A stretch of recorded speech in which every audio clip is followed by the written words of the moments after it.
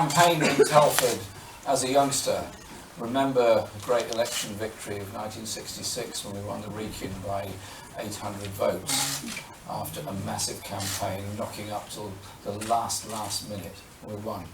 And the MPs that we've elected in those victories, that was Jerry Fowler. There's also, I'm very pleased to welcome you today, Peter Bradley, a later MP for the Wrekin, who's here with us today. Peter, thank you very much for being here. And also welcome Helen Harrison, our candidate for the Wrekin, and I wish him all the best and all the best for this election, because this election is about who represents Telford in Parliament, and in Katrina you've got somebody with the determination and experience to stand up for all the issues that face Telford, on housing, on jobs, on industrial needs, and of course on the health needs and services of the people, and she's got the experience and determination to do it. So I first started here campaigning in Shropshire for a better society, and you know what, I've never stopped. And what's inspiring is that I see the same passion that I had and have when I first joined the Labour Party in the 1960s in young people today all over this country amongst our 500,000 members of the Labour Party.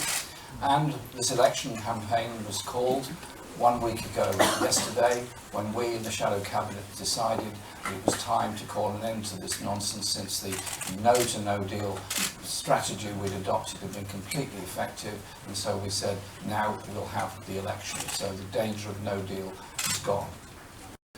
Politics should be about your life, your community, your job, the issues that you face every day of the week. For me, real politics isn't about shouting matches in Parliament. I'm not interested. I don't do personal attacks. Tell you their home is a death trap. Don't ignore them. Listen to them. That's what it all comes back to, is what I was talking about. It's about leadership. Do you want leaders who think they're above us all?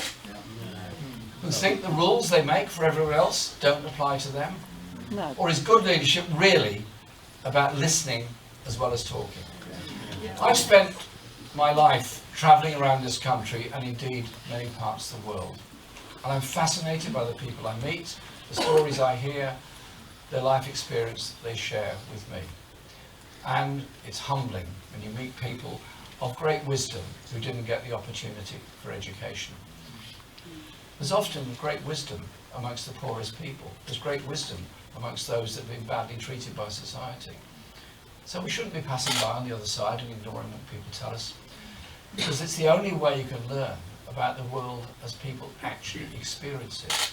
Their struggles, their hopes, their dreams, and their frustrations.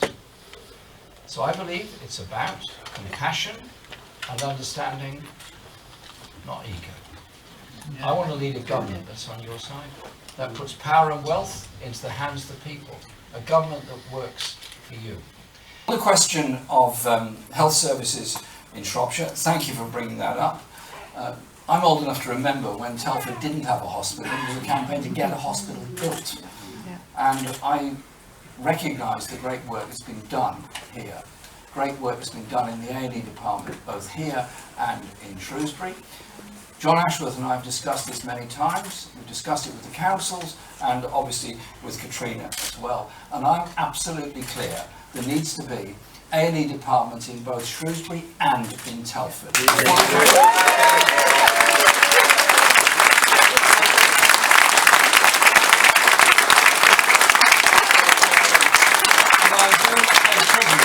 I do pay tribute to all those that have campaigned on this over a very long period of time. And so, what was your other point from the Shropshire Star? Second question.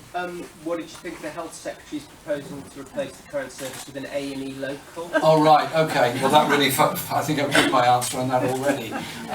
A&E locals or walk-in centres where there isn't necessarily a consultant on duty are not a proper A&E department, and once you lose a fully functioning A&E department in a hospital, it then becomes unsafe in many other other areas, because quite clearly you cannot undertake major surgery if you don't have an A&E department as the backup. And there is a rising population both in Shrewsbury and in the area that is covered by the hospital in Shrewsbury, as well as here. So I think that there's an absolute overwhelming case there. And John Well Ashworth done. and I Yeah, agree. that's John great. Ashworth